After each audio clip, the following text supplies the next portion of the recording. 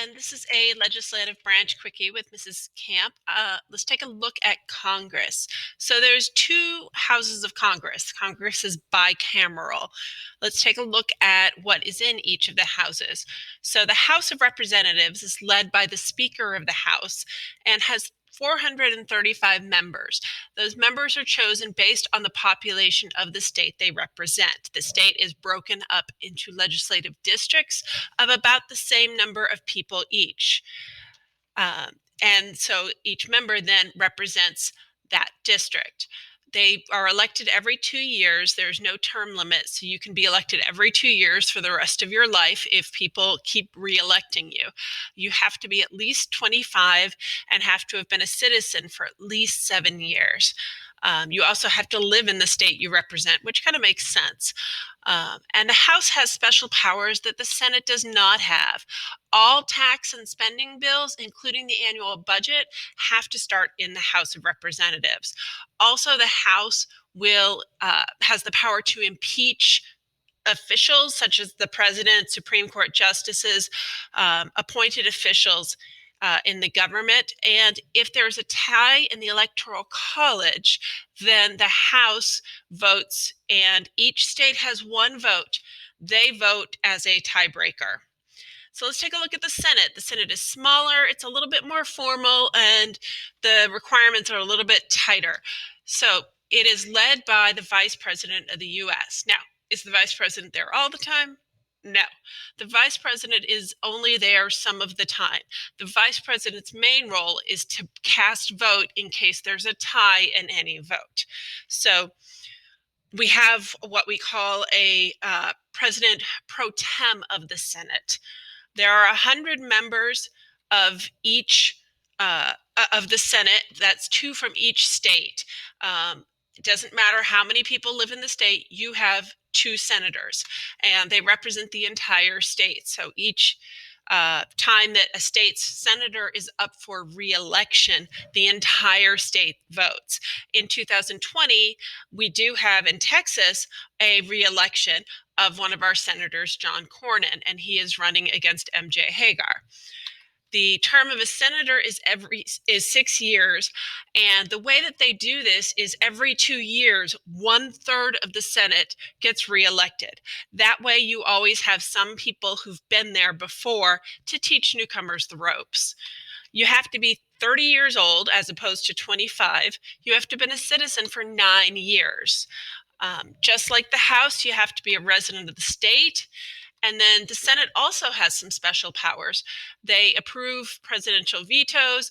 They can approve, not presidential vetoes. They approve presidential appointments such as Supreme Court, and they can pass treaties. There's 2 things that you need to know about the House and the Senate is the idea of a majority and a minority. So the 2 primary political parties in the United States, the Republicans and the Democrats, at any time, one of them has more members than the other in the House, and one of them has more members than the other in the Senate. They might be the same, there might not be.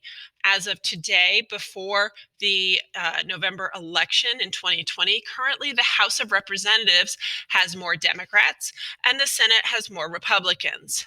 The leaders for those parties are different than the leaders for the House itself. The House, remember, is led by the Speaker. The Senate is led by the Vice President, but really the President pro tem. Inside each of them, there is a House or Senate majority leader. They represent the party that has most representatives, and a minority leader. They have the second most representatives. I don't say least because sometimes we have a third party with 1 or 2 or 3 representatives. And usually that only happens in the House of Representatives. And the leaders have an assistant called the whip. Their job is to get all of the people in their political party to come together as one to vote or support a bill, yes or no, together. So Congress has basic powers of passing bills. We know that. They have the powers delegated by the Constitution, and we've talked about the elastic clause. Congress can carry out any law deemed necessary and proper to carry out the laws given under the Constitution. That means that the Congress is given this much power according to the Constitution, but with the elastic clause, they can loosen that up some, stretch it, and grab more power.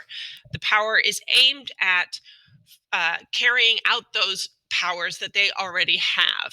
The idea there is that our Constitution is a little bit looser, but not that they're grabbing powers that have nothing to do with what's in the Constitution.